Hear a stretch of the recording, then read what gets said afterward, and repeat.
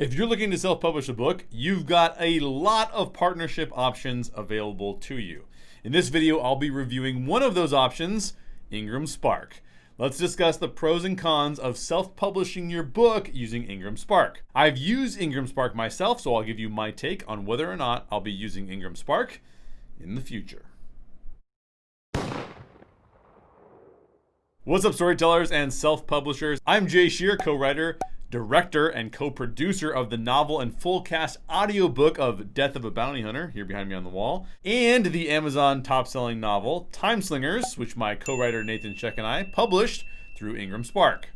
By the way, quick note, I also talk a lot about the self-publishing options available to you in my e-learning course, Marketing 101 for Self-Published Authors. I've got a link to that course in the description down below if you're interested in getting a foundational level of marketing knowledge to help you on your writing journey. What is Ingramspark? Ingramspark is a self-publishing service. As I mentioned, it's the self-publishing service I use to re-release my book, Timeslingers. Before using Ingramspark for Timeslingers, I had only ever used Amazon's self-publishing services, which I've used several times. Ingramspark does offer print-on-demand options and an ebook distribution service, which means that they can print small quantities of books quickly and easily, as well as distribute your ebook to online book stores. Those are both huge benefits for self-publishers, but working with a distributor, as opposed to working directly with a retailer, like publishing through Amazon directly, does create some additional challenges. Because Ingramspark is a distributor, it means that your self-published book can appear in a bunch of different retailers: Amazon, Barnes & Noble, Apple, etc. You only have to work with Ingramspark, not each one of those retailers individually, which is pretty huge. As far as book formats go, Ingramspark supports ebooks, paperback books, and even hardcover books.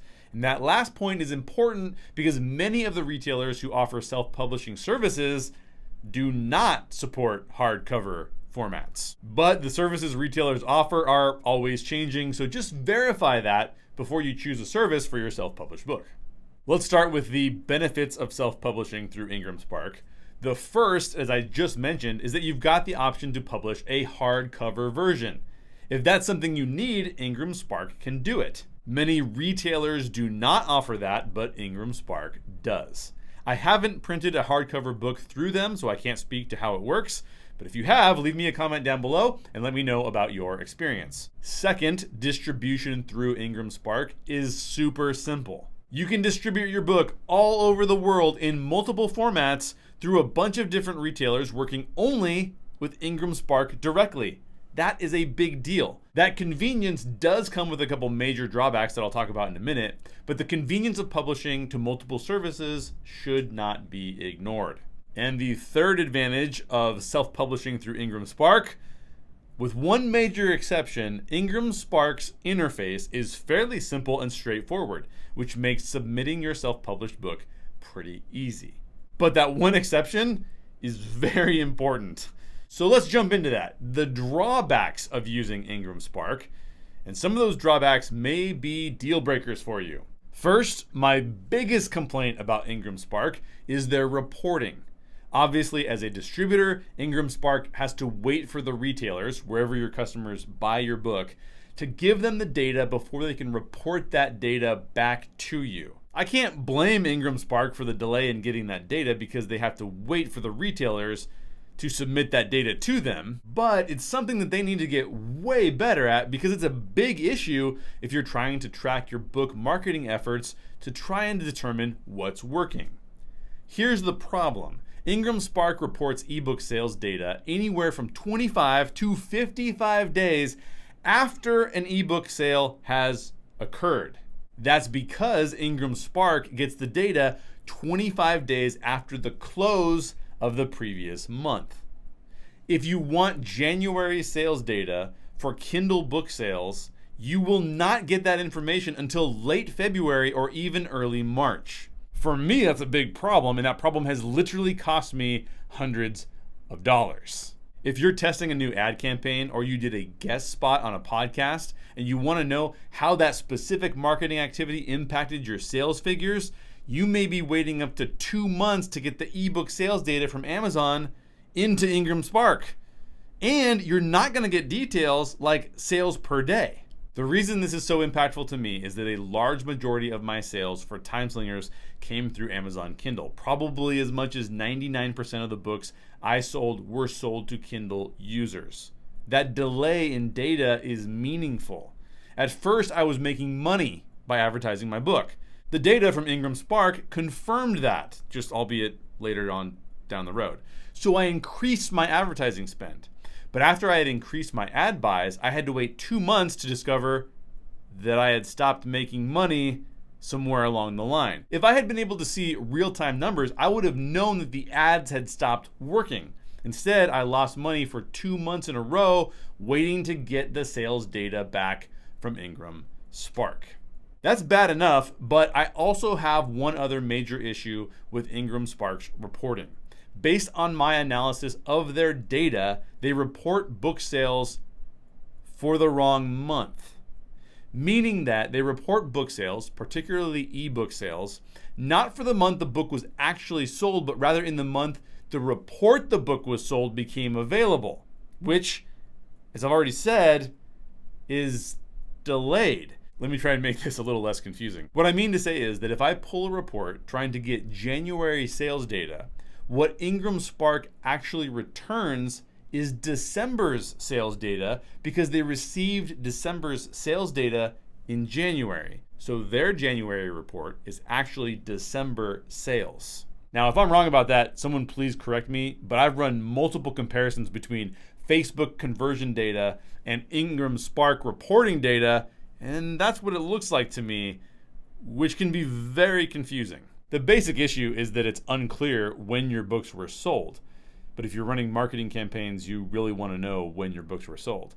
I've asked Ingramspark about it only to get sort of vague, unhelpful replies. Which brings me to another drawback. My experience with Ingramspark's customer service varies. Granted, I don't expect much from their customer service because they don't make a lot of money off a majority of self-published authors, which means they can't spend a lot of time hand-holding authors because they'll lose money, and I get that. But even with those low expectations, I still wasn't impressed. My final drawback, and this is likely true for any distribution service you use, especially print-on-demand services, their ease of distribution is going to cut into your royalty percentage. If you self-publish direct through a retailer, the retailer takes a cut, and you get the rest. If you self-publish through a distributor, like Ingramspark, both the distributor and the retailer take a cut, and you get less. For a real-world example of why this matters, my self-published book, Timeslingers, has been far more popular on Kindle than anywhere else. Close to 99% of my sales came from Kindle users. And because I published through Ingramspark, both Ingramspark and Amazon are taking a percentage of those royalties. If I had published direct through Amazon's Kindle Direct Publishing service, as I have in the past, I would have had instant access to sales data, and I would not have had Ingramspark taking a percentage of my royalties. All right, I wanted to show you a real life example of what I'm talking about when I'm talking about the compensation that you will receive as the self-published author if you're using Ingramspark versus other services. Because one of the things that I've said in this video is that you do not get as much of a royalty percentage if you're using Ingramspark. And I'm going to showcase what that looks like from an ebook standpoint, and then I'll also showcase what that looks like from a print standpoint versus if you were to use a retailer directly. The example I'm going to use is Amazon's Kindle Direct Publishing service. And there's real life examples. Now, one of the things that I've been saying is that Ingramspark is taking some of the royalty percentage. I can't guarantee that that's true because I don't know what's going on behind the scenes and the information online is not clear about that. But what I can show you is that you're getting a lot less potentially with Ingramspark. So let's take a look at it. This is the ebook pricing for Timeslingers, my top selling Amazon novel. And what you can see here is that we've retail price of our book is $9.99. It's being distributed all across the world, which is why you see these other currencies here on the left. And then over here on the compensation side, you're seeing that we're only making $4 per book sold. We're making basically 40% royalty rate for ebook sales of Timeslingers. So if we were to look at the options available to us for Amazon's Kindle Direct Publishing service, you can choose a royalty plan at 35% or 70%. There are different benefits associated with either of those choices. But I think most authors will probably pick the 70% royalty rate percentage. Now, what does that mean? That means on a book priced at $9.99 at 70% royalty rate, you're going to be making $6.76 per book sold. That's an extra $2.76 per book you sell that you would have made with Amazon that you were not making with Ingramspark. So that's a really big deal, especially for self-published authors, and it needs to be taken into account. So it may not be completely 100% correct to say that Ingramspark is taking part of your royalty, but regardless, you're getting less royalties when you use Ingramspark either way. This same problem, this royalty rate problem, is still true if you're taking a look at print books. So now this is the print book version of Timeslingers. Our retail price is $14.95, which is technically a lot higher than I would like to price it at. In fact, you should check out my course, the Marketing 101 for self-published authors goes into pricing. And this is like a pretty high price for a printed book. But you'll see this discount rate right here. And with this discount rate, then you're seeing a compensation of $348. Now, the discount rate is not necessarily what Ingramspark is taking home with them.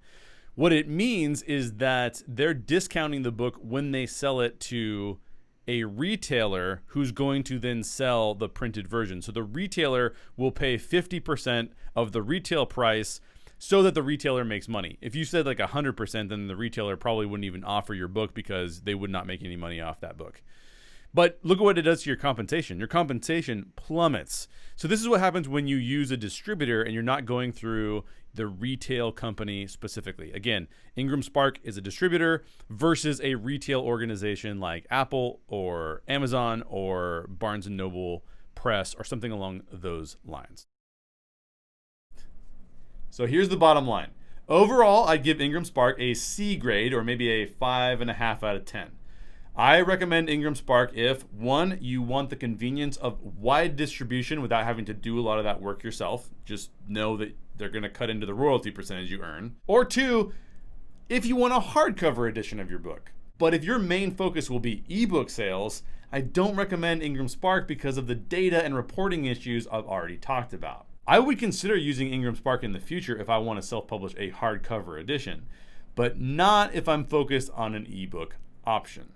I do talk a lot about distribution options for self-published authors in my e-learning course, Marketing 101 for Self-Published Authors. If you feel overwhelmed with all the marketing options available to you and need some foundational marketing knowledge, take my course. You'll get the confidence boost you need to make better decisions. For more info, click the link in the description down below. What self-publishing services have you used? Help out your fellow self-published authors. Leave me a comment and let everybody watching know what you've used. Thanks for watching, and don't forget to subscribe and click the bell for notifications. Keep writing, keep grinding, and I'll see you on the next video.